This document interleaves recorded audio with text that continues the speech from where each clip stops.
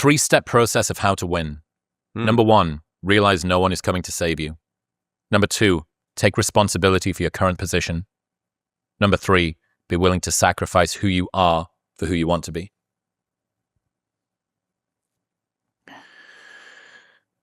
I think that those 3 is really all about power.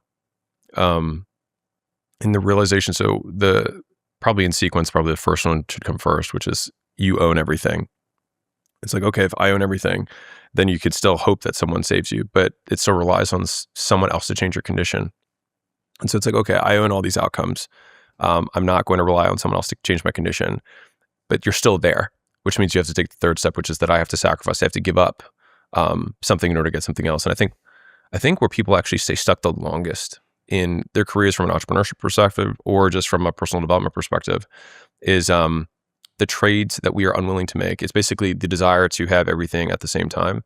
And the easiest analogy I have is like, it is totally reasonable to want to have a mountain view and to be on the beach and be walking distance from a Whole Foods. But you probably will not find a place that has all 3 of those because they are all at apparent contradictions or, apparent odds. And so so what happens is we just stay in this paralysis of indecision because we feel like all paths are settling. And I think there's this movement or narrative around like never settle and things like that. But people mistake never settle for never make trades. And so we have this obsession with optionality or optionality maxing, but options are only valuable when taken. And so when we never take the option, which means we don't cash in the option that we have available, like some options need to be taken. And when they are taken, other options disappear because just having maximum potential does not mean maximum reality. Because you need to commit. You have to commit, which is the elimination of alternatives. And so take responsibility for your current position. What's that mean? It's identifying yourself as source. And to be clear, it doesn't mean that like your position in reality is 100% because of you, but so this is a invalid but more useful way of going through life, which is that it absolutely might not be your fault, but it is still your problem. Since you are the only one who you can influence directly, then you are the one who is source. And because like you could still be correct in saying that like because I insert grievance, insert trauma, insert genetic predisposition, insert zip code I was born in, or language or poverty level or whatever it is. All of those things could be true, and yet you still have to take action as the only source that can change it. No one's coming to save you. Yeah, which goes back to the first one. The interesting thing about no one is coming to save you also means no one is coming to stop you. I think some people might. I think actually as soon as you start, I think the lobster or crab analogy in the bucket is so true. I actually think that the hardest, I think for me, again, like the hardest part of entrepreneurship was the first set of friends that you have to relinquish. Because once you do it the first time, you realize that you will still survive, you'll still make it through, you'll find new friends. But like in the first time, it's sacrificing everything you've known and loved for something that you've never experienced and hope will happen and have no idea if it actually will. So the cost is known, the payoff isn't. And that is why I think it is the riskiest and why so many people struggle to make the jump. Yeah. Did you know your gut controls your energy, your recovery, how well you absorb everything that you eat, and the one nutrient that keeps it all running properly is fiber? Well, it turns out that 95% of Americans don't get enough of it, which is why I'm such a huge fan of Momentus's Fiber Plus. Most fiber supplements are a one-trick pony, one type of fiber solving one part of the problem. Fiber Plus is a 3-in-1 formula built to tackle digestion, gut barrier strength, and blood sugar stability all at once. I use this every single day. It is kind of hard to get enough fiber just through food alone. And best of I was asked if you could transfer only one trait to your son, what would it be? And I really thought a lot about it. And I was like, of all the traits, what would I transfer? And I think it's courage. Because if you don't have courage, nothing else matters. Like you can't take any action. You can't do anything worth doing. You can't stand for anything because you have no courage. And so I think that's why it's so much more preferable to be a failure than a coward. And I think that I would hope that I could transfer just that lesson and try and reinforce as many times as I can in his upbringing that like, you have to take jumps, and you have to lose, and you have to be willing to lose, and then realize that losing doesn't actually make you a loser, because losing is the first signal on the path to winning. But like, not playing is the actual signal for a forever loss. What is courage to you?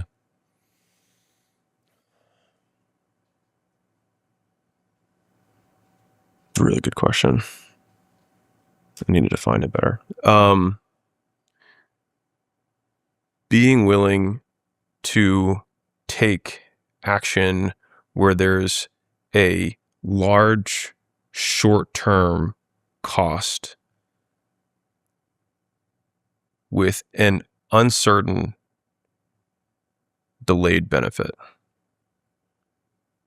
So if you want to start a business and you think that you're going to get made fun of or snide remarks, or like, oh yeah, you're doing your podcast thing again. Oh yeah, don't miss out, right? Don't want to miss Friday night because it's your big podcast. You're going to suffer that short term. That's a known cost. And then the payoff is delayed and uncertain.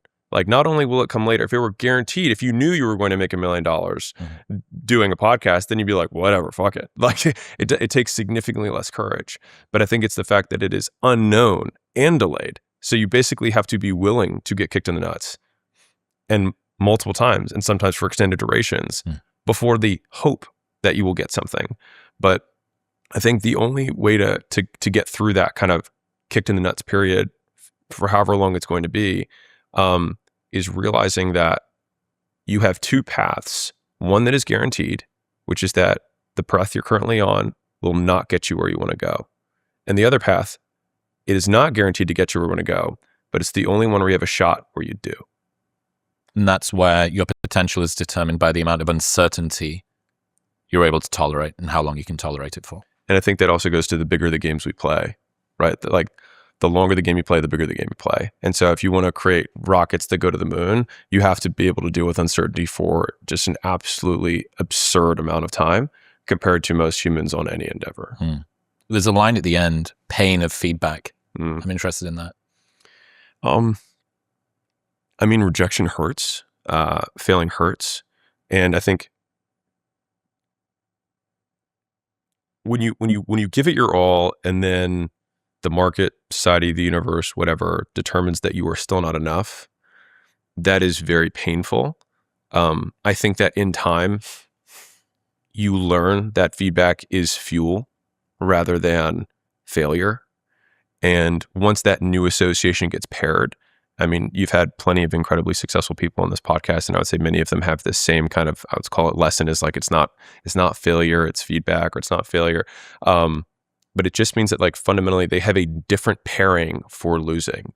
And so everyone has to go through this, because like losing is good, and feeling bad about losing is good, because it forces you to change. And that change means that over time, as long as you're changing in the correct direction, you get better. Or else you would continue to do the strategy that caused you to lose last time, and you would just run it back again. And this is why I have this, like, I thought on the way over here, I was thinking about this, and I think one of the big losses or failures of society right now is that we are trying to castrate the teeth from the pain of loss. We're trying to not allow kids, people, the feeling to feel bad. It's like we have determined that feeling bad is bad, but feeling bad is not bad.